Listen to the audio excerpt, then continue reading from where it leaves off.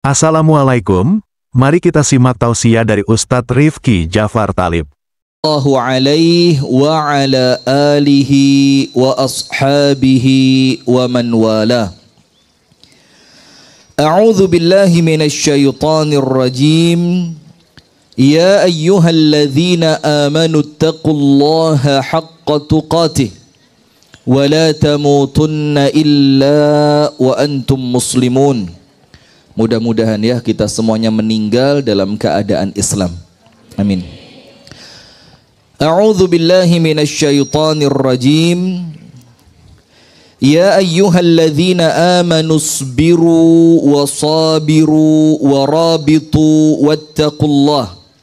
wattaqullaha la'allakum tuflihun.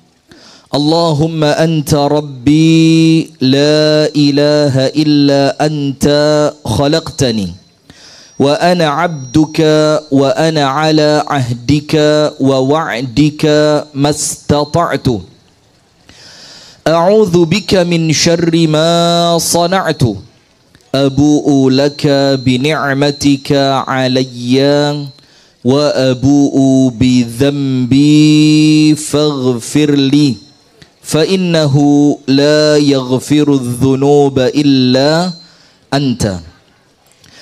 Asbahna ala fitratil Islam wa ala kalimatil ikhlas wa ala dini nabiyyina Muhammadin sallallahu alaihi wasallam wa ala millati abina Ibrahim hanifan musliman wa ma kana minal musyrikin amma ba'du. Allahumma inna nas'aluka ilman nafi'a wa rizqan tayyiba wa amalan mutaqabbala. Ini urutannya sudah pas, tidak boleh dibalik. Yang pertama, cari ilmu dulu. Maka kalau panjenengan punya anak dimasukkan pondok, jangan diributi mben kerja opo. Karena kalau ilmunya insya Allah ilmu yang baik, ilmu yang manfaat, panjenengan tidak usah khawatir rezeki. Minimal cukup. Tidak jarang Allah beri kekayaan. Minimal cukup. Minimal apa? Cukup. Mau istri 1, mau istri 2, mau istri 3, mau istri 4, yang penting cukup. Betul Pak Juli? Salahnya di sebelah mana? 4 cukup sudah, tidak usah banyak-banyak. Iya. Maka yang pertama ilman nafi'ah. Cari ilmu dulu, cari ilmu dulu, cari ilmu, cari ilmu, cari ilmu. Belajar ngaji, datang ke pengajian, masuk ke pondok pesantren, baca Al-Quran, nyoba mulai buka hadis. Yang kedua, kalau sudah punya ilmu wa rizqan tayyiban, ngerti mana yang halal, mana yang haram, ngerti mana yang baik, mana yang buruk, ngerti mana yang menjadikan Allah ridha dan mana yang menjadikan Allah. Ngerti yang baik dan buruk, ngerti yang halal dan haram, maka rezekinya baik. Wa rizqan tayyiba. Kalau rezekinya baik, apa yang terjadi? Amalnya oleh Allah diterima, doanya oleh Allah diijabah. Wah, itu datang ke dari Sidoarjo mau ke Boyolali, kita berhenti janjian sama orang di Ampel, Surabaya. Jazakallah khair Bapak Didin Syamsuddin, jazakallah khair. Sudah janjian sama orang di Ampel. Ketika janjian kita cari parkir rodo angel. Alhamdulillah dapat satu tempat walaupun agak sempit, tapi ada tukang parkirnya.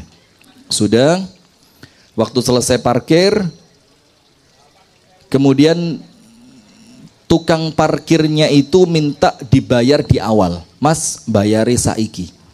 Bayarnya sekarang. Terus Mas Dian yang sama saya itu ngomong apa? Ke tukang parkir tadi, engko lek tak bayar saiki sampean ngalih kabur, aku metu gak diabani. Jadi kalau saya bayar sekarang, nanti Anda pergi, kemudian ketika saya keluar Anda tidak ngasih aba-aba.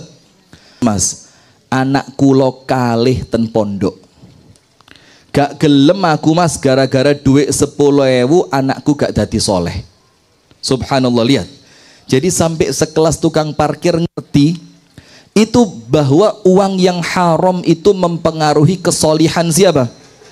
Anak turunnya. Apalagi duit cuma sekedar berapa? 10.000.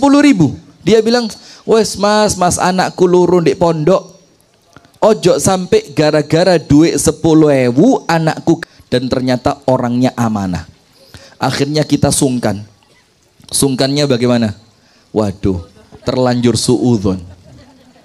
Apa yang terjadi? Itu ada kue-kue di mobil itu mau buat kita bekal ke Boyolali.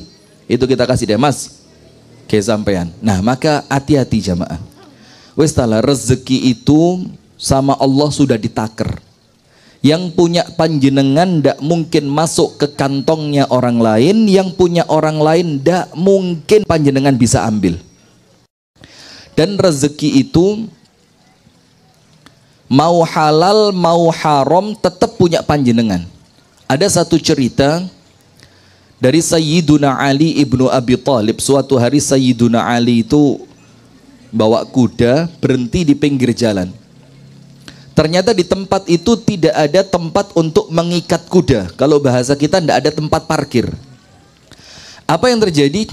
Maka Ali manggil satu anak muda. Anak muda sini, tolong pegangin kuda saya. Nanti kalau hajat saya selesai, kepentingan saya selesai, saya segera balik. Kamu bisa segera pergi. Maka subhanallah, sama anak muda tadi kudanya Sayyiduna Ali dipegangin radhiyallahu anhu. Setelah hajatnya Sayyiduna Ali selesai, apa yang terjadi? Sayyiduna Ali mikir dalam hati, iku arek nom kok api eram. Kok mau dia dengan segala kesibukannya sekedar bantu saya nyekeli jaran. Maka nanti kalau saya selesai, kata Ali, saya ketemu anak muda tadi, kudanya tak ambil, dia tak kasih duit 4 dinar. Bukan dirham. Dirham itu perak, kalau dinar itu emas. Jadi kalau sekarang 4 dinar itu kasarnya 12 juta lah. 12 juta. Karena ini bukan bayaran tukang parkir, tapi ungkapan apa? Terima kasih. Sudah. Apa yang terjadi? Ketika Sayyiduna Ali keluar, ternyata anak mudanya hilang sak jarane. Anak mudanya hilang sekalian apa? Kudanya hilang semua. Kata Sayyiduna la haula wala quwata illa billah. Akhirnya setelah dicari, kudanya kembali. Dan konon, maaf ya kalau yang satu ini konon, tapi kalau yang cerita tadi Anda bisa dapatkan dalam kitab-kitab. Konon ceritanya kuda Sayyiduna Ali itu bisa balik dengan siulan. Jadi Zoro itu ya mirip Sayyiduna Ali, bukan Ali mirip Zoro, bukan. Jangan dibolak-balik ya. Setelah kudanya kembali, apa yang terjadi? Ternyata tali kekangnya sudah hilang, kemudian pelananya hilang, dan semua perlengkapan kuda itu hilang. Jadi tinggal kuda tok, tidak ada perlengkapan sama sekali. Maka sama Sayyiduna Ali kudanya dibawa ke pasar terdekat untuk beli perlengkapan kuda supaya bisa dinaiki kembali. Subhanallah, masuk ke toko, ketemu ternyata perlengkapan kudanya Sayyiduna Ali. Kata Sayyiduna Ali, ini punya saya. Kata yang jual, ya enggak bisa, saya baru kulaan. Baru kulaan. Ada anak muda datang, lah kata yang jual toko, lah ini jarang nih mang. Ini kuda yang tadi. Ini perlengkapan milik kuda itu. Kata Ali, lah ya makanya itu punya saya. Itu punya saya. Kata yang punya toko, ya sudah. Kalau memang ini punya panjenengan, ijolono kulaane tok. Karena saya tidak mau rugi. Karena saya tadi dapat dari anak muda itu juga beli. Saya tidak tahu ini barangnya siapa, saya tidak nyuri, saya beli dari dia. Subhanallah, ditanya sama Sayyiduna Ali, kamu beli berapa dari anak muda itu? Ternyata harganya dijual 4 dinar. Berapa? 4 dinar. Subhanallah. Apa kata Ali? Lau sabara qalilan lawajadahu halalan. Kalau dia mau sabar sebentar, tadi saya sudah niat mau ngasih berapa? 4 dinar. Karena dia tidak sabar, yo tetap dapat berapa? 4 dinar tapi caranya bukan halal jadi haram, maka sudahlah jamaah, gak usah ruwet urusan uang ya. Semua sudah ditakar oleh Allah Subhanahu wa ta'ala. Allahumma inna nas'aluka ilman nafi'a wa rizqan tayyiba wa amalan salihan mutaqabbala. Allahumma 'allimna ma yanfa'una wanfa'na bima 'allamtana wa zidna ilman wa hudan wa taufiqan. Pak Ali, sebelah sini Pak Ali. Ada kursi kosong, memang sengaja saya siapkan buat panjenengan ini. Alhamdulillah. Waalaikumsalam. Allahumma 'allimna ma yanfa'una wanfa'na bima 'allamtana wa zidna ilman wa hudan wa taufiqan. Amin ya rabbal alamin. Jamaah sekalian, ibu-ibu dan bapak-bapak, jamaah pengajian Ahad pagi pimpinan cabang Muhammadiyah Kecamatan Kasembon, yang semoga kita bersama senantiasa dirahmati oleh Allah, dimuliakan oleh Allah, diberikan taufik, bimbingan dan hidayah oleh Allah. Sampai nanti insya Allah setelah umur panjang kita diwafatkan oleh Allah dalam keadaan husnul khatimah. Amin ya rabbal alamin. Dan pemirsa Madani TV dimanapun Anda berada, pendengar radio dakwah syariah 101,4 FM Solo dimanapun Anda berada, pendengar radio dakwah Islamiyah 107,7 FM Kota Malang dimanapun Anda berada, dan teman-teman dari Jam'iyah Al-Tiqtaqiyah. Ini sudah baku nama ini, nanti insya Allah saya patenkan ini.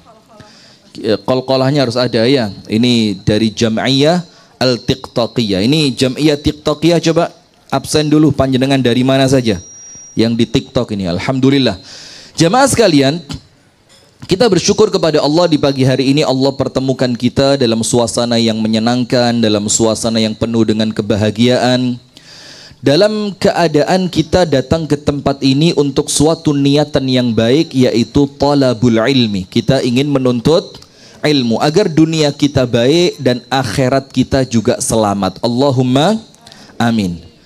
Salawat beriring salam semoga tercurahkan kepada uswah kita Nabi besar Muhammad sallallahu alaihi wasallam. Bangka Belitung, Kulon Progo, Malang, Tangerang, Depok. Mana lagi? Masya Allah, tabarakallah. Jombang, Karawang, Gresik, Solo, Sorong, Balikpapan, Kaltim, Riau, Medan, Salatiga, Cianjur, Masya Allah, Palembang, Trenggalek, mana lagi? Bengkulu, Surabaya. Alhamdulillah, Alhamdulillah. Jadi itulah ibu-ibu sekalian fungsinya media ini ya. Jadi media ini bukan kayak keren-kerenan, bukan untuk sombong-sombongan. Tapi supaya kita ini dengan ikhtiar yang kecil, manfaatnya bisa besar. Itulah kenapa kita mesti sarankan masjid itu punya media. Majelis taklim itu punya media. Tujuannya apa? Agar kemudian minimal itu nyimpen file. Nyimpen apa? File. Sehingga tahun berapapun kita kepingin buka masih ketemu. Oh, pernah pengajian di Masjid Darussalam Kasembon. Oh, pernah pengajian di Pare. Oh, pernah pengajian di Jombang. Oh, pernah pengajian di Kediri. Itu minimal filenya kesimpan. Dan itu insya Allah setelah kita wafat bisa jadi ilmu yang bermanfaat, pahalanya menjadi pahala jariyah. Dan salah satu yang terpenting, kalau ada apa-apa kita punya bukti. Jadi kalau ada orang motong-motong video sakar PDW, misalkan dia motongnya itu dengan cara yang tidak bertanggung jawab, dipotong pada bagian-bagian yang sensitif, itu minimal kita punya filenya, kita punya data untuk kita tunjukkan ini loh aslinya, dan itu potongannya, itu editannya, jadi kita insya Allah aman. Allahumma amin. Hadirin sekalian, kita berbicara di pagi hari ini tentang apa? Sabar. Tentang apa? Sabar. Dan kalau ngomong sabar, tidak ada orang yang tidak kepingin sabar. Semua orang normal yang punya hati yang baik dan dia ngerti ilmu dan dia ngerti akhirat pasti kepingin sabar. Kalau ada masalah tidak tergesa-gesa. Kalau ada urusan dia bisa menyelesaikan dengan kepala dingin. Ketika ada ujian, dia bisa tenang menghadapi ujian dengan penuh kesabaran. Ketika menghadapi kekurangan orang lain, ketika menghadapi kekurangan pasangan, dia pun memiliki bekal untuk bisa sabar. Dan sebaliknya, tidak ada di dunia ini orang yang kepingin jadi pemarah. Siapa yang suka jadi wong ngamuan? Tidak ada. Walaupun terkadang marah itu kalau pas pada tempatnya itu ya manfaat. Tapi kalau sedikit-sedikit marah, disenggol titik bacok, bahasanya apa? Senggol bacok. Nah, maka ini tentu sifat yang tercela. Nah, tapi jamaah sekalian, sabar itu tidak muncul seketika. Sabar itu perlu dilatih. Sabar itu perlu waktu. Sabar itu perlu pembiasaan. Sabar itu perlu ilmu. Sabar itu perlu keyakinan. Sabar itu perlu husnudzon kepada Allah Subhanahu wa ta'ala.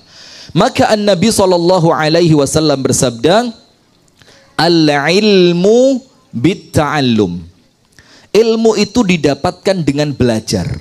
Tidak ada orang merem, semedi,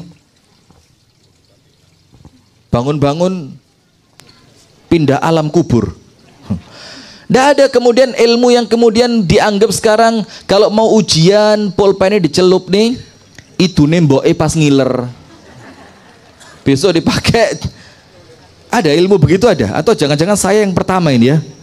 Ini saya visioner berarti. Nah, maka artinya jamaah, al-ilmu bit-ta'allum. Ini suatu hukum yang semua manusia pasti tahu. Ilmu itu didapatkan dengan belajar. Wal hilmu,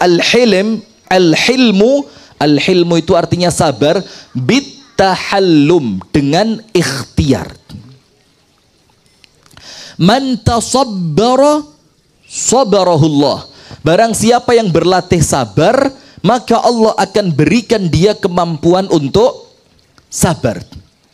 Nah, maka dengan itu tidak ada kemudian orang itu sabar tanpa ikhtiar. Tidak ada orang itu sabar dengan sukarela, moro-moro lahir atine wis sabar. Perlu latihan, perlu cari ilmu, perlu proses, perlu keyakinan, perlu husnudzon.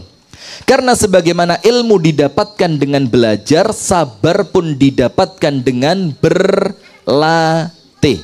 Contoh, ada satu orang sahabat Nabi yang mulia di dalam kitab Riyadhus Shalihin yang bernama Al-Ashaj ibnu Abdul Qais. Siapa namanya? Ashaj ibnu Abdul Qais. Suatu hari An-Nabi SAW, ini Hamzah, dapat permen kamu. Suatu hari An-Nabi SAW berjumpa dengan Ashaj ibni Abdul Qais. Kemudian Nabi Muhammad mengatakan kepada Ashaj, ya Ashaj, inna fika khaslatani, inna fika khaslataini yuhibbuhum Allah. Di dalam dirimu ini wahai Ashaj, ada dua sifat, yang dua sifat itu dicintai betul oleh Allah dari kamu. Yang pertama dari dua sifat yang dicintai oleh Allah dari seorang sahabat yang bernama Ashaj tadi, yang pertama al-hilm, orangnya sabar betul, tenang betul, gak ngamuan, itu Ashaj. Wal anat, anat itu apa? Tidak tergesa-gesa. Jadi orangnya sabar dan tidak tergesa-gesa. Itu yang kemudian menjadikan Ashaj ibni Abdul Qais itu begitu dicintai oleh Allah Subhanahu wa ta'ala. Itulah kenapa ayatnya wallahu yuhibbus sabirin. Allah cinta betul, Allah sayang betul kepada siapa? Orang-orang yang mampu berbuat sabar. Nah, sekarang ayat yang Allah Ta'ala perintahkan kita untuk sabar itu dalam Al-Quran banyak sekali. Hadisnya juga tidak sedikit. Jadi ayatnya banyak, hadisnya juga banyak. Berarti ini menunjukkan sabar itu sesuatu yang penting. Sabar itu sesuatu yang besar.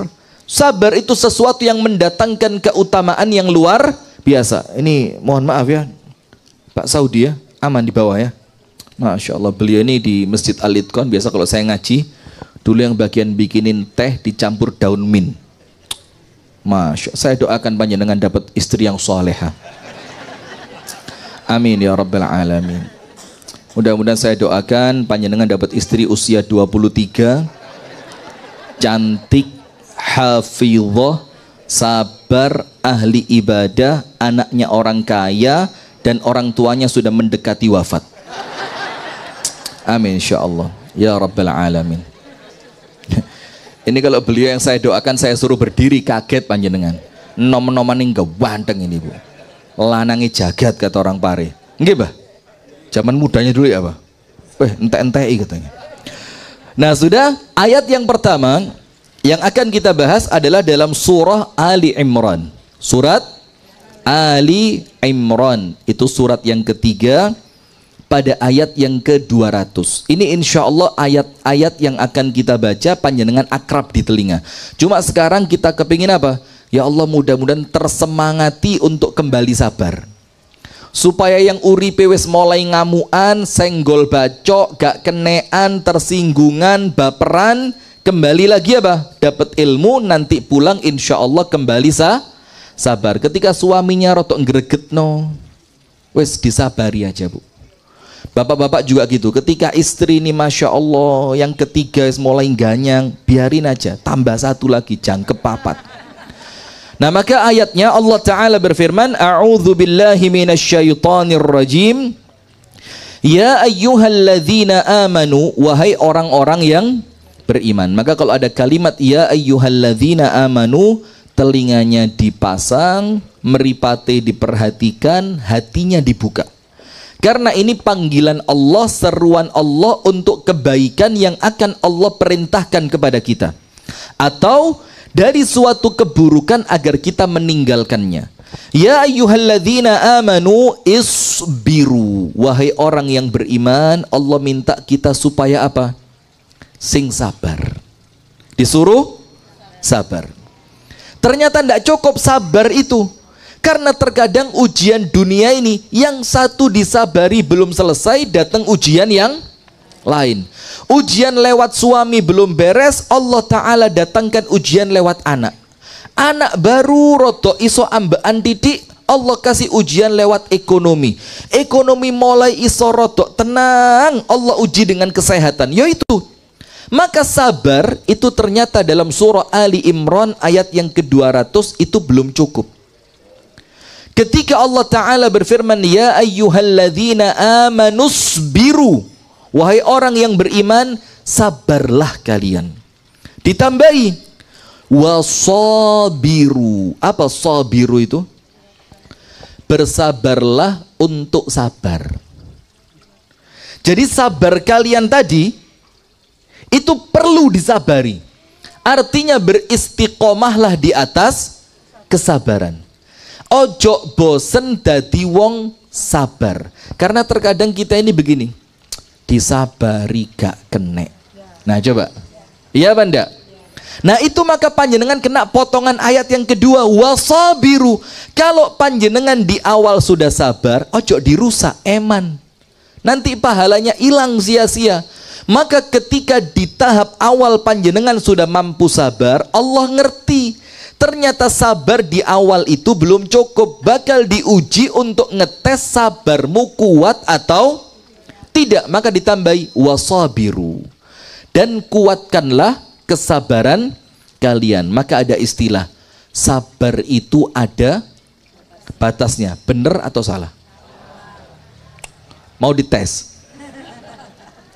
Sabar itu ada batasnya. Yo belum tentu salah. Bisa benar, bisa salah. Kalau dikatakan sabar itu ada batasnya, memang salah. Karena kalau ngomong sabar, sabar itu ya tidak ada batasnya. Kalau dia masih ada batasnya, namanya bukan sabar, ya namanya emosi. Tapi kalau kita katakan sabarku ada batasnya, itu betul. Karena kalau kita namanya manusia Bu, ya jujur aja ya. Kadang-kadang wes ngempet. Lah kok sing ganggu iki Gak mandek. Medit. Gitu. Lah kok diterus nih? Maka terakhir kita ngomong apa? Wah, sampean gak usah dijar nih mas. Gelut ya saya bismillah wes. Sapa sing mati wes. Nah, maka dengan itu jamaah, kalau dibilang sabar itu ada batasnya, salah. Tapi kalau kita bilang kesabaranku ada batasnya, betul. Tapi kalimat itu juga cambuk buat kita. Artinya kalau sabar kita belum mampu maksimal, berarti kita belum jadi orang yang betul-betul sabar. Maka Allah berfirman, ya ayyuhalladzina amanu sbiru wasabiru warabitu, dan tetaplah kalian bersiaga. Nah, siaga dalam ayat ini, ribat itu artinya siaga di garis perbatasan antara negara muslim dan negara non-Islam, antara pasukan Islam dan pasukan non-muslim. Itu disuruh siaga terus. Tapi dalam artian yang lain boleh jadi siaga di sini jangan lengah untuk tidak sabar. Jadi tetaplah siaga untuk selalu sabar. Kenapa? Karena terkadang ujian itu datangnya tidak disangka dalam waktu yang tidak pernah kita bayangkan. Pas enak, tenang, nyaman, musibahnya datang. Maka kalau kita tidak siaga, ya bisa shock kita, kaget kita. Maka oleh Allah disuruh senantiasa apa? Siaga. Wattaqullah, dan bertakwalah kepada Allah, la'allakum tuflihun, agar kalian menjadi orang yang sabar. Nah sudah, agar kalian menjadi orang yang beruntung. Sekarang begini, kita singkat saja, Ustadz. Terus sabar itu apa? Coba ada yang bisa jawab enggak? Monggo, kalau bisa jawab saya kasih hadiah umroh. Tapi nanti tiketnya bayar sendiri, umrohnya bareng saya. Monggo. Apa sabar itu kalau bahasa saya pribadi nggih. Jadi panjenengan jangan tanya itu di kitab apa ya, enggak ketemu. Ini jawaban pribadi untuk gampang supaya panjenengan itu ketika dengar kalimat sabar itu langsung ngeh gitu loh. Langsung paham, langsung ngerti arahnya kemana. Sabar itu artinya apa? Ngempet. Ngempet kok menang? Oh, menahan tangisan. Panjenengan kok kayak menjiwai gitu ya, Pak. Sudah sering dilatih sabar nampaknya sama suami ya. Nah, maka sabar itu apa? Ngempet. Panjenengan tahu perasaan di tengah jalan moro-moro pengen pipis. Apa panjenengan tahan atau moro-moro di mobilnya langsung? Ditahan apa enggak? Bisa nahan. Ya banyak-banyaknya bisa. Walaupun terkadang ada orang-orang yang memang Allah takdirkan sakit sampai tidak bisa. Nahan itulah namanya sabar. Nahan itu namanya apa? Sabar. Sekarang pertanyaan, kenapa untuk pipis panjenengan bisa ngempet? Tapi untuk tidak marah kok gak iso ngempet? Apa sebabnya? Ayo jawab. Kenapa kalau pipis kok panjenengan ngerti kudu diempet? Tapi kalau marah, kenapa panjenengan kok ya bukan panjenengan tok ya, saya sama podo ya. Jadi kalimat panjenengan ini ya buat kita semua ya. Tapi kenapa kalau marah kadang-kadang gak iso ngempet, gelas pecah tok. Sabar. Ya, saya kan bilang senantiasalah waspada. Jadi biar kuat sabarnya, jangan kagetan jadi wong. Kalau katanya Gusmus itu ojo dadi wong gumunan. Delok ngene gumun, delok ngono gumun. Nah, sekarang pertanyaan, kenapa kalau pipis panjenengan ngerti kudu ditahan? Tapi ketika emosi kenapa kok sering kalinya keceplosan? Wis kadung ngamuk baru getun. Ayo pertanyaannya apa? Kenapa? Hawa nafsu. Panjenengan ngomong nafsu saya kok konotasinya kemana gitu. Terus apa lagi? Malu. Terus ayo masuk, itu dorongan hawa nafsu, karena kalau pipis di pinggir jalan ketahuan orang jadi malu. Jawaban paling gampang karena kelihatan. Karena apa? Kelihatan. Sesuatu yang terlihat kita lebih gampang nahannya. Begini, panjenengan tidak maksiat karena dilihat orang, bisa apa enggak? Tapi tidak maksiat karena dilihat Allah, mampu apa enggak? Karena Allah enggak kelihatan. Manusia apa? Kelihatan. Wah, enggak diwas nih Pak Edi Lukman bingung iki. Mosok dengar apa Pak Edi Lukman aku kudu karaokean. Kemana kan malu ya. Tapi kalau tidak dilihat manusia, mumpung pengalaman ya, yes, mohon manusiawi lah. Karena apa? Kelihatan. Kita ini ketika ngempet pipis kita tahu, lek pipisnya ditokne ketok, lama-lama berbau apa? Pesing. Tapi sabar yang urusannya akhirat kita ndak kelihatan pahalanya sabar itu apa. Maka itulah dari awal kita katakan sabar itu perlu kekuatan iman. Kudu ngerti betul sabar ini manfaat untuk akhiratku. Maka kalimat sabar itu artinya menahan. Menahan apa? Menahan diri dari perbuatan, ucapan, atau kereteke hati. Apa kereteke hati itu? Nah, ini mulai orang kalau sudah mulai jarang baca itu, kamus perbendaharaan katanya itu berkurang. Bersitan. Yes, pokok dari perbuatan, ucapan, dan sikap di dalam hati ditahan dari apa? Sesuatu yang mendatangkan murka dari Allah Subhanahu wa ta'ala. Sehingga orang yang sabar itu ngerti, saya tidak akan melakukan sesuatu yang mendatangkan murkanya Allah. Orang sabar itu ngerti, saya tidak akan mengucapkan sesuatu yang ucapan ini akan mendatangkan murka dari Allah, dan saya tidak akan nyimpen di dalam hati saya perasaan yang akan menjadikan Allah marah kepada saya. Contoh, ketika Allah takdirkan, ya mudah-mudahan tidak ya, kena musibah besar, Allah takdirkan toko kita dirampok orang. Na'udzubillah min dzalik. Semoga Allah berikan keselamatan. Ketika kita tahu toko kita dirampok orang, apa yang terjadi? Seketika itu subhanallah kita tahu, lek aku ngamuk, maka Allah Subhanahu wa ta'ala tidak akan cinta kepada saya. Akhirnya dia tahan ucapannya dari ngamuk. Dia tidak ngamuk, dia diam. Karena dia tahu kalau saya ngamuk, Allah akan murka. Kalau saya pukuli satpamnya, Allah akan murka. Sehingga kita menahan diri jangan sampai apa yang kita lakukan, apa yang kita ucapkan mendatangkan kemurkaan dari Allah Subhanahu wa ta'ala. Nah, itulah kemudian yang dibilang sabar. Jadi kalau panjenengan jadi orang sabar, berarti panjenengan orang yang paling mampu menahan diri. Nah, sekarang begini jamaah, saya kasih contoh sabar dulu. Saya kasih contoh apa? Sabar. Begini, ini nanti kita jelaskan secara utuh di akhir ya, tapi saya contohkan dulu supaya panjenengan ngerti ngempet itu apa, menahan diri itu apa. Begini, di zaman Nabi Muhammad SAW ada seorang perempuan dalam hadis yang sahih. Ini perempuan Allah takdirkan terkena penyakit sura. Sura itu kalau orang Indonesia bilang ayanen. Ayanen itu kan epilepsi. Yang kalau kambuh itu dia sampai tidak sadar bisa melakukan apa?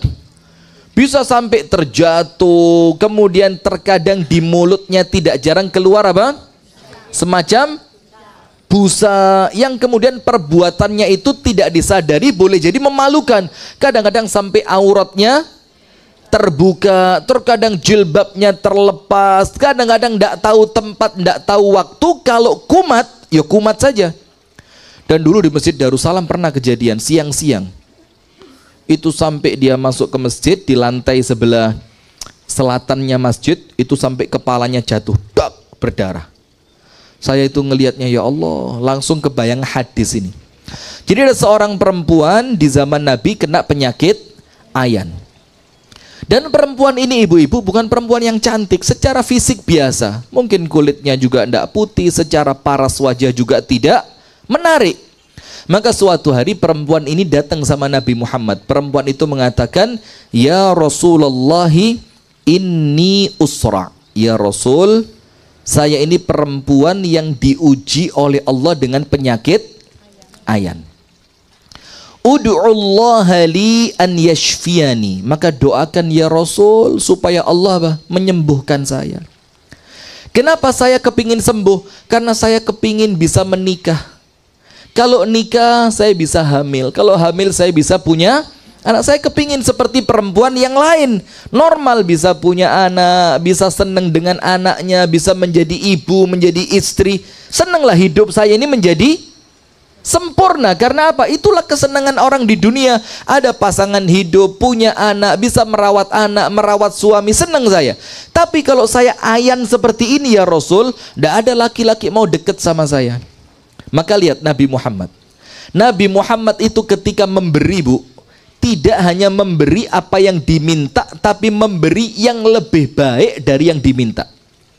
Contohnya apa? Siti Fatimah itu suatu hari minta sama Nabi Muhammad dikasih pembantu. Karena kekeselan. Ini lihat, ini putrinya Nabi, gak ngalem.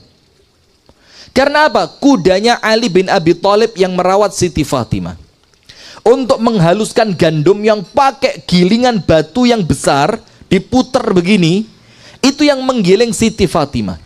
Kemudian membuat adonan roti sampai semua kebutuhan yang melakukan Siti Fatimah. Sampai tangannya itu apa? Kapalan, kasar. Nah maka perempuan sekarang ojo ngalem lah, Bu. Nyuci, masak itu biasa, normal untuk perempuan. Tidak usah sok-sokan lah. Ini kan menurut fikih bukan kewajiban saya. Loh, terus kewajibannya suami gitu. Hah? Suami sudah kerja di luar sampai rumah suruh umbah-umbah gitu. Kan ya gak pantas. Ya, yang lazim lah. Yang apa?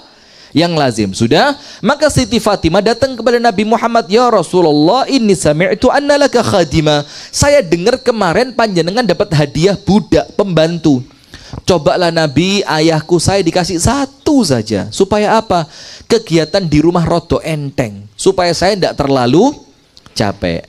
Maka Nabi Muhammad ngomong sama Siti Fatimah, u'atiki khairan minal khadim. Kamu tak kasih yang lebih baik dari pembantu. Lihat, Nabi tidak ngasih apa yang diminta, tapi yang diberi lebih baik dari apa yang diminta. Maka Rasulullah bilang, apa yang lebih baik dari pembantu itu? Kalau kamu merasa berat dengan pekerjaan rumahmu ini, ibu-ibu, ini amalan buat panjenengan. Yang panjenengan merasa pekerjaan rumah tangganya berat. Apa itu? Idza awa ila firashik. Kalau kamu itu sudah mapan di tempat tidurmu, itu bacalah zikir. Yang pertama, bacalah subhanallah 33 kali. Yang kedua, bacalah alhamdulillah 33 kali. Dan yang ketiga, bacalah Allahu Akbar 34. Subhanallahnya berapa? 33. Alhamdulillahnya 33. Allahu Akbarnya berapa? Jadi kalau digabung pas 100. Apa kata Nabi Muhammad? Dzalika khairun laki minal khadim. Itu kalau kamu baca sebelum tidur lebih baik dibandingkan kamu mendapatkan seorang pembantu. Lihat Nabi Muhammad. Nah, maka termasuk perempuan ini yang ketika perempuan itu datang minta didoakan agar sembuh, ketika dia sembuh bisa menikah, bisa punya anak, hidupnya bahagia. Rasul tidak memberi apa yang dia minta, tapi oleh Nabi dikasih pilihan. In syi'ti da'autullaha laki wa syufit. Kalau panjenengan mau, saya doakan kepada Allah sembuh, waras. Dan kalau sembuh, bukan cuma sembuh, efeknya panjang, bisa menikah, hamil, punya anak dan bahagia. Itu kalau sembuh. In syi'ti da'autullaha laki wa syufiti. Kalau kamu mau, saya doakan sembuh, bisa nikah kamu.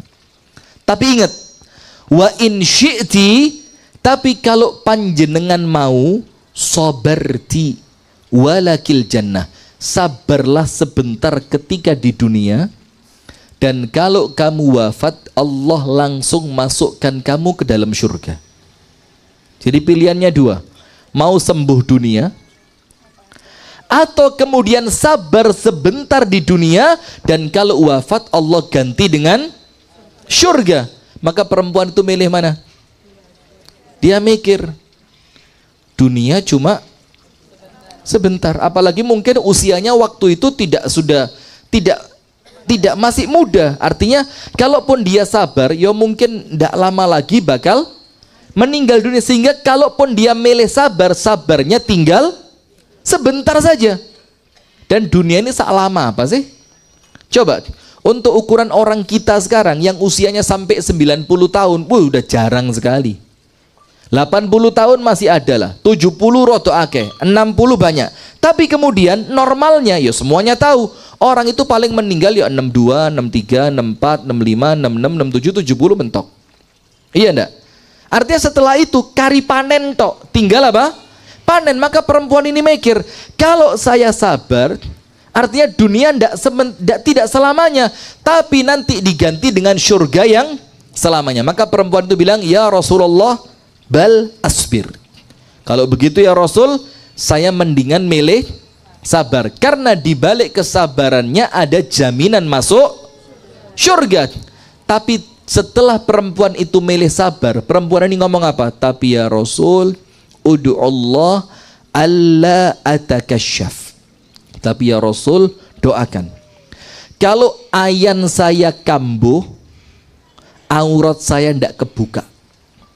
Itu tok yang dia minta. Bayangin Bu, ini ketika ayannya kambuh, tidak rela auratnya kelihatan. Padahal orang itu kalau ayannya kambuh dianggap sedang dalam keadaan tidak sadar. Maka kalaupun auratnya tersingkap, dia tidak dosa. Tapi ini bukan cuma urusan dosa atau tidak dosa, ini urusan harga diri, ini urusan menjaga diri. Maka dia bilang, ya Rasul, doakan saya kalau sedang ayan saya kambuh, aurat saya tidak tersingkap.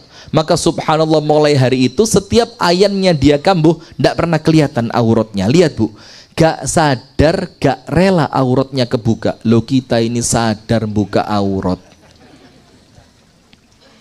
Mana orangnya?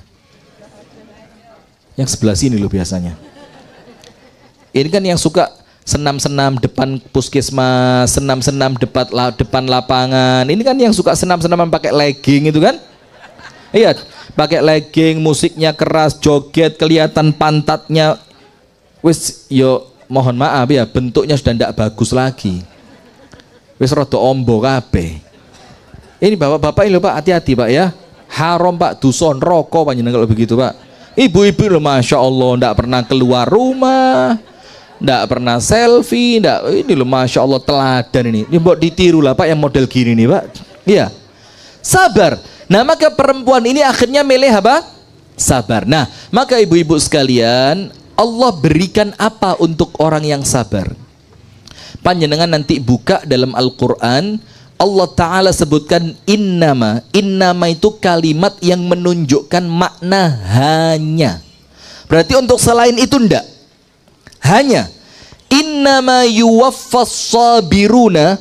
Hanya Allah tetapkan dengan sempurna kepada orang-orang yang sabar ajrahum, ganjaran untuk mereka bighairi hisab, tanpa ada hitungan, tanpa hisab. Jadi orang yang mampu sabar itu ganjarannya jamaah itu ndak ono hitungan nih.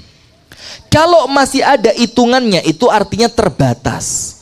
Terbatas sesuai dengan hitungannya, terbatas sesuai dengan jumlahnya, terbatas sesuai dengan maksimal yang akan Allah beri. Itu untuk pahala selain orang yang mampu sabar. Tapi untuk orang yang sabar, apa Allah sampaikan? Innama yuwaffas sabiruna ajrahum bighairi hisab. Orang yang sabar, hanya untuk mereka Allah kasih ganjaran tanpa hisab. Apa ganjaran tanpa hisab itu? Diartikan oleh para ulama dua. Nomor satu, tidak pakai ditimbang, amalannya tidak ditimbang. Allah pastikan akeh pahalamu timbang dosamu. Itu nomor satu. Jadi panjenengan itu amalannya tidak akan di mizan. Mizan itu apa? Timbangan. Tidak akan ditimbang.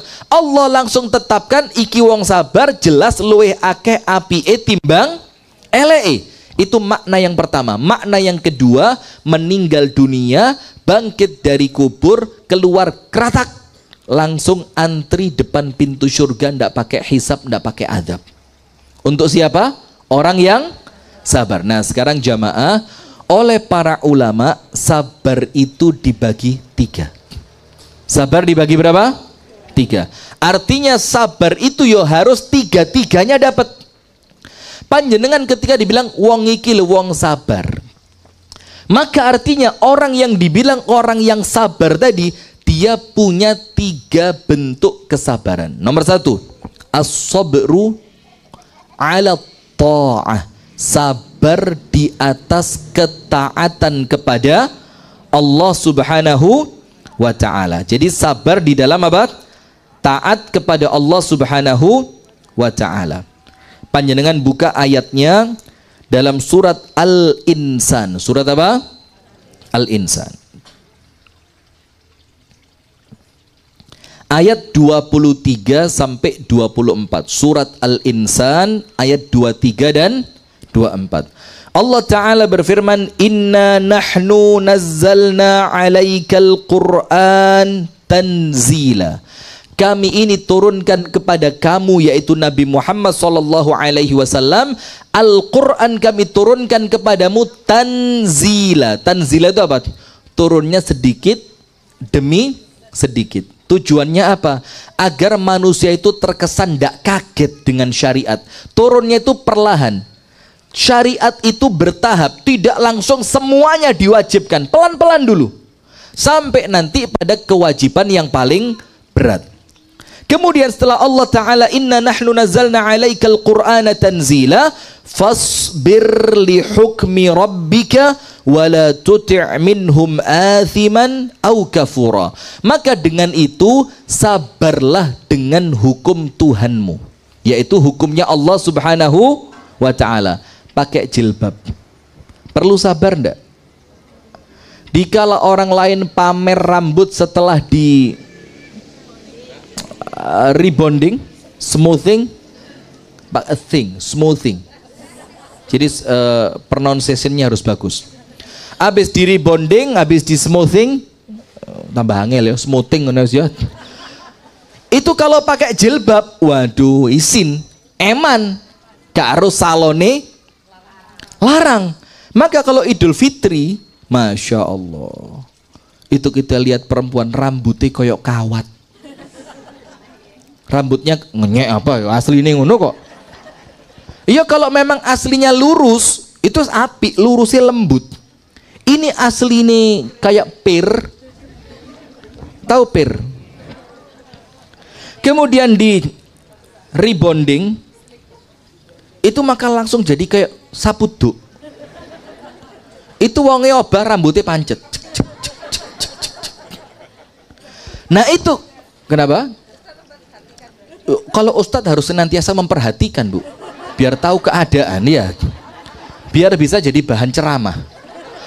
Nah sudah, maka apa? Kalau sudah di rebonding, sudah di smoothing, disuruh jilbaban, nah maka perlu sabar. Maka Allah berfirman, fasbir li hukmi rabbik, maka bersabarlah engkau untuk menjalankan syariat dari Allah Subhanahu wa ta'ala. Surat Al-Insan ayat berapa? 23 dan 24. Kemudian surat Maryam ayat 65. Saya ambil 2 ayat saja, nanti saya jelaskan lebih mudah. Surah Maryam ayat berapa?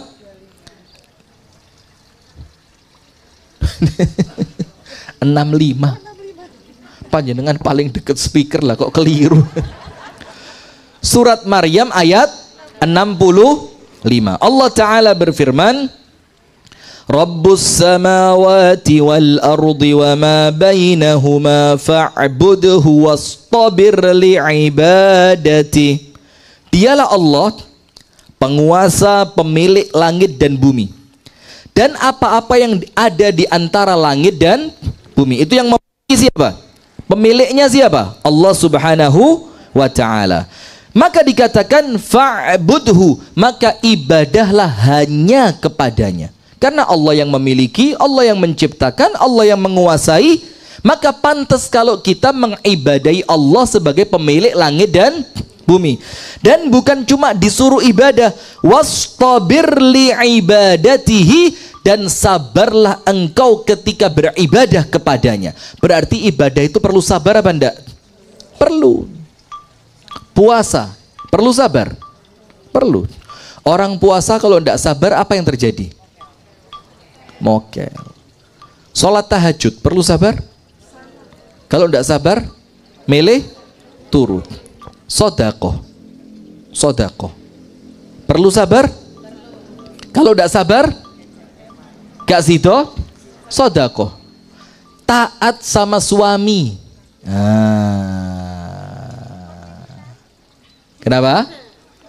Loh, kalau ndak abot ndak perlu sabar, Bu. Justru karena abot itu panjenengan diminta berapa kilo biasa suami panjenengan kok abot ya, loh. Padahal rata-rata ya abotan ibu-ibu loh ya. Maka jadi yang perlu sabar siapa? Lihat ini para suami. Jujur, panjenengan lihat. Dari sebelah sini sampai sana. Yang gemuk mana? Ayo cek. Yang gemuk mana? Pak Ustadz, saya cuma 47 kok gemuk ya apa Anda ini? Sudah? Sekarang gantian. Bapak-bapak coba lihat sebelah sini, Pak. Yang kurus yang mana, Pak? Hampir tidak ketemu ya. Nah, ini menunjukkan jadi sing sabar ya wong lanang loh, karena sing abot itu wedok. Nah, sudah. Maka karena kesabaran itu adalah dalam rangka ibadah, dan ibadah itu sampai kapan? Wa'bud rabbaka hatta ya'tiyakal yaqin. Ibadahlah kepada Allah, taatlah kepada Allah, taati Allah, jauhi kemaksiatan sampai datangnya kematian kepadamu. Maka untuk ibadah ini perlu yang namanya sabar. Poso perlu sabar, tahajud perlu sabar, ngeladeni suami perlu sabar, mendidik anak juga perlu sabar. Tapi saya ini termasuk yang tidak sabar. Saya itu pernah di depan sana, anak saya yang nomor 1 Ikrimah, saya suruh setoran Al-Fatihah. Zaman masih kecil, saya suruh setoran apa? Al-Fatihah. Saya pegang anak panah itu. Saat ini saya pegang. Ayo Ikrimah, Al-Fatihah. Dibaca pada Bismillahirrahmanirrahim. Alhamdulillahi Rabbil Alamin. Ar-Rahman. Ini anak panah di atas kepalanya. Ar-Rahmanirrahim. Malik yaumiddin. Iyyaka na'budu wa iyyaka nasta'in. Ihdinas siratal ladzina an'amta 'alaihim. Saya kroso koyok sing salah tapi bener. Ghairil maghdu. Saya mikir, tunggu. Diulang dari awal. Bismillahirrahmanirrahim. Alhamdulillahi Rabbil Alamin. Ar-Rahmanirrahim. Maliki yaumiddin. Iyyaka na'budu wa iyyaka nasta'in. Ihdinas siratal ladzina an'amta 'alaihim. Saya kerasa keliru. Coba ihdinas siratal ladzina an'amta 'alaihim. Tak pikir koyo salah. Tapi kok ya iso lanjut. Sudah, Ikrimah diam dulu. Tak angen-angen Al-Fatihah, Bu. Bismillahirrahmanirrahim. Alhamdulillahirrahmanirrahim. Maliki iyyaka ihdinas siratal mustaqim. Baru ini Masya Allah saking cerdasnya langsung digabung. Ihdinas siratal ladzina an'am. Panjenengan nanti kalau ngimami jangan begitu lihat. Kadang-kadang les mari kerungung ini malah kebayang. Setelah kebayang, panggil Allahu Akbar. Ihdinas siratal ladzina an'amta. Nek buri. Kayak bener tapi ya kayak salah. Nah, itu tidak tahan saya, Bu. Saya ingetin. Ihdinas siratal mustaqim. Dibaca sama dia. Ihdinas siratal ladzina tok. Itu patah anak panah itu, Bu. Padahal anak panah itu 175.000. Ya Allah. Coba nggak sapu luwe murah iki mang yo. Nah, maka termasuk ketika mendidik anak itu kan ibadah, maka itu perlu apa? Sabar. Nah, maka Al-Imam Ibnu Qudamah Al-Maqdisi mengatakan sabar dalam ibadah itu 3. Di awal, tengah-tengah, dan di akhir. Sabar dalam ibadah itu di awal artinya apa? Di awal ibadah panjenengan disuruh sabar untuk mengikhlaskan niat. Jadi mengikhlaskan niat itu perlu apa? Sabar. Ditoto niate. Maka sampai dalam fikih Syafi'i, disebutkan oleh Al-Imam An-Nawawi, talaffuz bin niat, melafatkan niat itu tidak apa-apa dalam fikih Imam Syafi'i. Maka yang mengucapkan usolli dan seterusnya, atau kalau puasa nawaitu sauma ghadin, dalam fikih Syafi'i tidak apa-apa. Karena apa? Itu melafatkan untuk memantapkan niat yang ada di dalam hati. Tapi dalam fikih Hambali, dalam fikih Maliki, niat itu di dalam hati. Karena yang di lisan itu bukan niat. Niat itu ndek njerone ati, maka lafat yang di lisan itu sekedar apa? Bantu supaya atine semakin. Maka sabar dalam ibadah nomor 1, di awal ibadah dijogo ikhlasi. Yang kedua, sabar di tengah-tengah ibadah. Ojo males, ojo kesusu di tengah-tengah ibadah.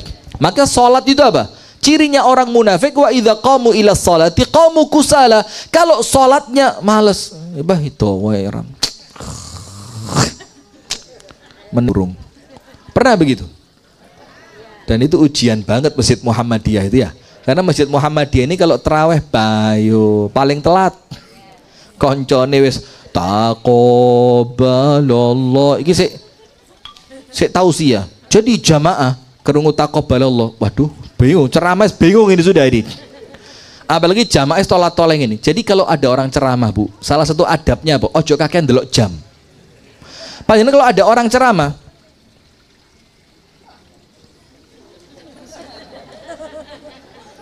itu mentolong ngantem mic kayak asli. Ya Allah. Jadi ada orang ceramah itu langsung tenang, enggak usah. Atau kalau jamnya di tembok. Biasanya Pak Mul yang gini nih.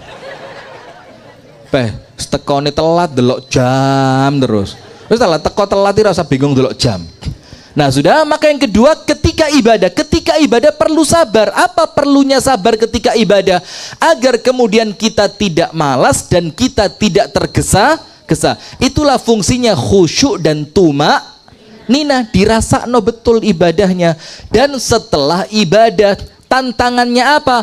Ojo dicerita-cerita nih. Kalau sodakoh ojo diundat. Apa diundat-undat itu? Diungkit-ungkit. Nah, maka kata Al-Imam Ibnu Qudamah Al-Maqdisi, orang itu sabar dalam ibadah ketika dia punya 3 ini. Niatannya ikhlas, ketika dia ibadah tidak malas dan dia tidak tergesa-gesa, dan ketika selesai ibadah dia tidak menceritakan dan mengungkit-ungkit pemberian. Nomor 2, sabar dalam meninggalkan maksiat. As-sabru ala tarki al-ma'asi, sabar dalam meninggalkan maksiat. Begini, bapak-bapak saya tanya, Pak, ada perempuan cantik lewat di depan meripat, cantik, putih, tinggi, rambutnya hijau. Rambutnya kok hijau? Rambutnya apa? Kenapa? Cantik itu harus pirang itu kenapa? Ya wis lah, saya manut panjenengan ya. Rambutnya belang telon, sebelah kanan pirang, tengah hitam, sebelah kiri putih. Ajaib. Katanya kalau belang telon itu kan keramat ya. Maka panjenengan biar keramat gain belang telon, Bu. Pirang, hitam, putih. Kemudian badannya bagus. Kira-kira pas lewat panjenengan lihat apa enggak? Enggak. Pas ada istri. Nanti pas istri pergi, ayo menikmati ciptaan Allah. Maha suci Allah dengan segala ciptaan yang indah. Masya Allah. Nah, ini maka meninggalkan maksiat perlu sabar. Gini, ada duit di meja kantor. Ini kalau uang Anda ambil, kamera CCTV pas mati ini. Tapi kalau enggak diambil, di oma pas butuh duit. Bojo pas wayai nyalon. Panjenengan seminggu ke salon berapa kali? Mboten nate. Kesian sekali suaminya. Istri saya itu ke salon seperti sholat sehari 5 kali. Sehari 5 tak bandani, Bu. Wong butuh bojo ayu ya kudu Pondok. Wah, itu sekali ke salon ya 12 juta, 13 juta. Itu 2 kali ke salon stroke saya gini. Subhanallah. Maka jamaah, meninggalkan maksiat itu perlu sabar. Panjenengan ini sekarang, kita ini sekarang ngilokno orang yang korupsi triliunan, itu ya mohon maaf ya gara-gara kita ndak sempet kebagian saja. Coba uang itu di depan kita ya mungkin kita luwe nemen. Nah, maka orang-orang yang diuji dengan bisa korupsi tapi sabar tidak korupsi, itu orang yang hebat. Nah, contohnya siapa? Nabi Yusuf. Tahu Nabi Yusuf? Di depannya perempuan cantik jelita, top markotop, wangi, indah, cantik jelita, punya jabatan. Dan kalaupun Nabi Yusuf berzina dengan dia, tidak akan ada yang bisa ganggu. Kenapa? Istri dari raja. Subhanallah. Ketika perempuan itu mengatakan hai talak, sub nyoh, panjenengan ngerti hai talak? Hai talak itu bukan ta'al, bukan ta'al itu kemari kamu serinio. Tapi kalau hai talak itu sub nyoh, nggak usah goyang-goyuh, bahaya nanti dipotong orang bisa kena somasi saya. Nyoh, nyoh itu apa? Wes pun monggo, pasrah pun monggo, depan belakang kanan kiri. Duh. Nah sudah, Nabi Yusuf bilang apa? Ma'adzallah, aku berlindung kepada Allah. Sama seperti satu di antara 7 yang bakal masuk surga dan dinaungi oleh malaikat tidak pakai hisab. Siapa dia? Rajulun da'at, tapi saiki saangel. Rajulun da'athum ra'atun dhatu mansibin wa jamalin wa qala inni akhafullah. Laki-laki yang di depannya perempuan cantik, dan perempuan cantik itu punya jabatan yang tinggi, punya uang luar biasa. Si laki-laki yang diajak bukan laki-lakinya yang ngajak, gratis dibayari. Apa kata laki-lakinya? Inni akhafullah, mbak, saya takut kepada Allah. Itu nanti bakal masuk surga dipayungi malaikat, ndak pakai hisab. Sekarang ngocok ditawani, kak ditawani makso. Iya. Nah, maka meninggalkan itu perlu sabar. Perlu apa? Sabar. Maka Nabi Yusuf bersabar meninggalkan itu. Nah, maka yang kedua, sabar ketika meninggalkan apa? Maksiat. Yang ketiga, as-sabru 'alal aqdar. Sabar ketika mendapati takdir sing kurang nyenengke. Takdir yang kurang apa? Makanan siap? Selesai, udah jam 7 ini. Sabar dalam menjalani takdir yang tidak menyenangkan. Begini Bu, orang itu ketika menjalani takdir yang kurang menyenangkan, subhanallah, ini ayatnya panjenengan wes apal kabeh dalam surat Al-Baqarah 155 sampai 157, betul enggak? Wala nabluwannakum, apalah ya, bisyai'in minal khawfi wal ju'i wa naqsi minal amwali wal anfusi wath thamarat wa basyiris sabirin alladzina idza asabathum musibatun qalu inna lillahi wa inna ilaihi raji'un. Dan saya pernah sekali, saya tidak nyebut tempat ya, khawatir jadi masalah. Saya lagi tidur antara zuhur sampai asar, kemudian ternyata ada berita kematian diumumkan lewat corong musola atau masjid, speaker. Dan itu yang pakai fikih Hambali, tidak usah ngotot. Dalam fikih Hambali makruh mengumumkan kematian lewat corong musola, itu makruh dalam fikih Hambali. Tapi dalam fikih Syafi'i mustahab. Mustahab itu dianjurkan. Tujuannya apa? Supaya memperbanyak orang yang takziah dan mensolati. Karena zaman dulu tidak ada apa? Grup WA. Maka dalam fikih Syafi'i mustahab. Maka kita ini Pak lek gak ngerti fikih, yo sempit kita ini. Kalau belajarnya Hambali, oh apa sih? Wong makruh kok dilakoni. Tapi untuk Syafi'iyah itu malah dianjurkan. Maka tidak usah ngotot-ngototan lah. Orang yang gampang ngotot itu biasanya ilmunya kurang. Nah sudah, begini jamaah. Wabasyiris sabirin, berikanlah berita gembira untuk orang yang sabar. Nah saya pernah tidur siang, kemudian dengar inna lillahi wa inna lillahi raji'un. Mungkin saya pikir ini tas tangi turu, kupingku durung buka 100% ini. Kan biasa diulang berapa kali? Langsung saya cek, cek, cek. Saya buka krak krak krak krak, langsung membuka jadi 10 kali lebih besar. Taruhan mana? Inna lillahi wa inna lillahi rajiun. Buanter. Salah. Diulang 3 kali. Inna lillahi wa inna lillahi rajiun. Walah, ya kutuk kupingku. Memang yang seharusnya apa? Inna lillahi, kami ini milik Allah, wa inna ilaihi, dan kepada Allah rajiun, kami pun akan kembali. Nah, tingkatan sabarnya orang ketika kena musibah ada 3.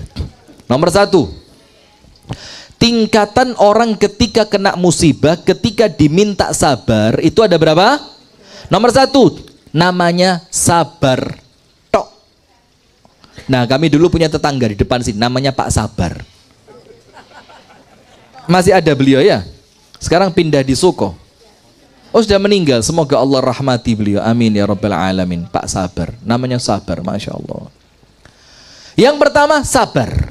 Sabar itu apa? Wes masio atine kemerungsung, masio imane dorong kuat, sing penting meneng gak protes. Itu bagus. Nomor 1 tingkatannya apa? Sabar. Artinya apa? Dia tidak mengucapkan sesuatu yang Allah murkai, dan dia tidak melakukan sesuatu yang dimurkai oleh Allah. Wah, kok aku? Kok pas aku gak enek? Kok ditilap?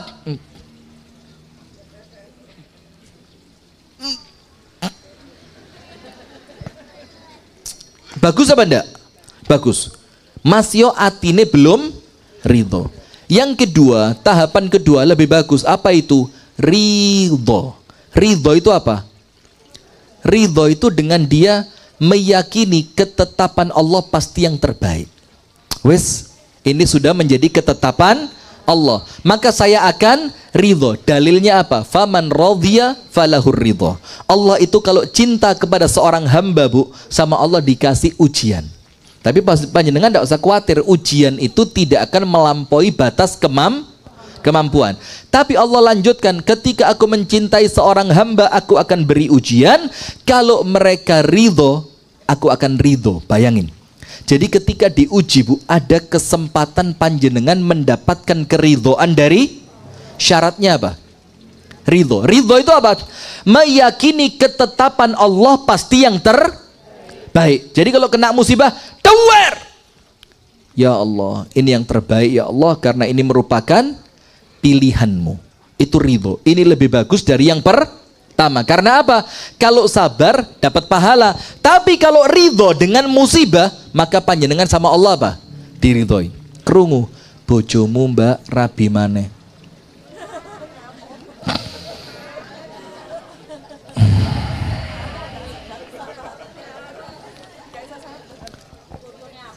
Ceramai sak menit dawane sik gak iso sabar ki apa ini? Ya sudah, maka panjenengan, ya Allah, ini yang terbaik ya Allah, kalau aku ridho maka engkau akan meridhoiku, maka ridhomu yang aku cari ya Allah, bismillah kuatkan aku.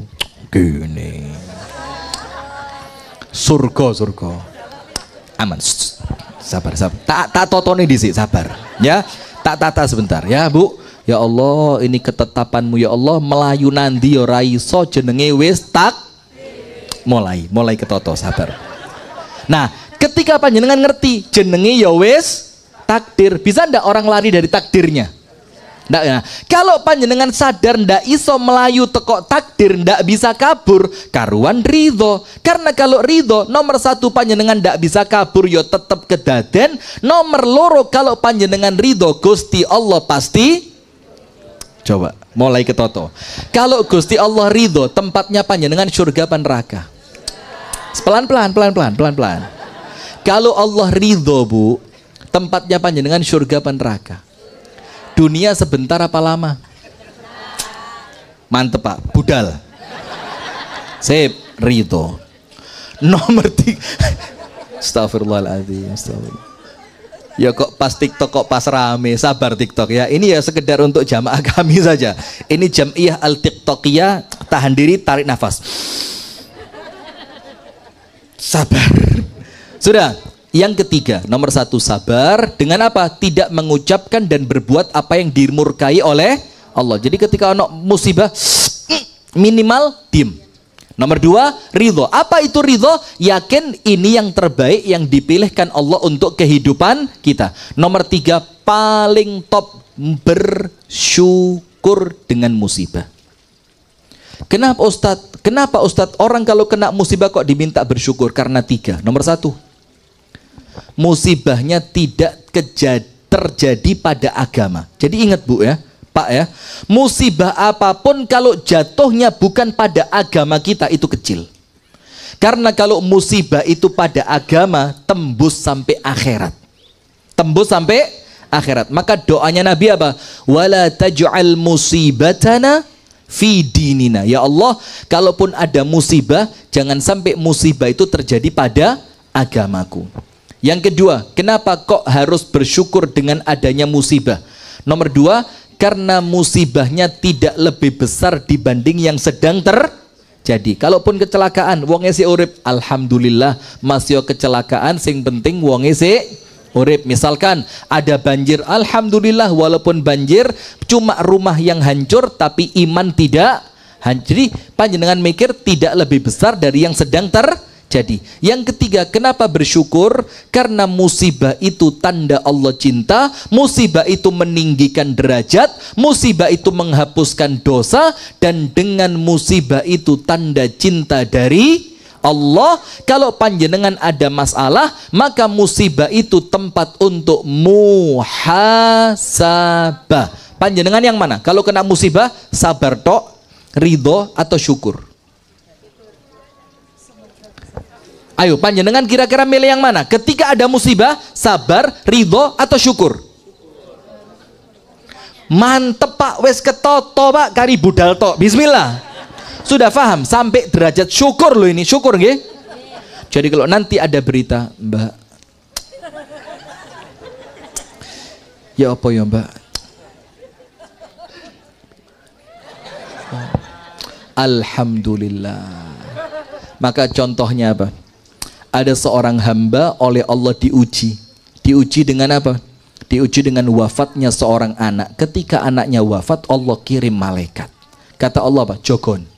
Lihat ketika kena musibah dia ngomong apa? Ketika diberitahu anakmu meninggal, dia ucapkan alhamdulillah, inna lillah wa inna ilaihi rajiun. Apa Allah Ta'ala bilangkan? Ubnu li abdi baitan fil jannah wa sammuhu baitul hamd. Wahai malaikat, karena dia bersyukur dengan musibahnya, maka bangunkan untuk hambaku ini satu istana di surga, yang kalau dia meninggal dia bakal pulang ke sana, dan kasih nama istana itu dengan istana Alhamd, istana pujian, karena dia tetap bersyukur dan memujiku ketika terkena musibah. Barakallahu fikum. Itulah jamaah sekalian, bismillah. Maka doanya apa? Rabbana afrigh alaina sabra wa thabbit aqdamana wansurna alal qaumil kafirin. Ya Allah, tuangkan kesabaran ke dalam hati kami, teguhkan dan kokohkan kaki kami, dan tolonglah kami atas orang-orang yang kafir. Barakallahu fikum. Itu yang dapat kami sampaikan, semoga ada manfaatnya. Insyaallah. Subhanakallahumma wa bihamdika asyhadu an la ilaha illa anta astaghfiruka wa barakatuh.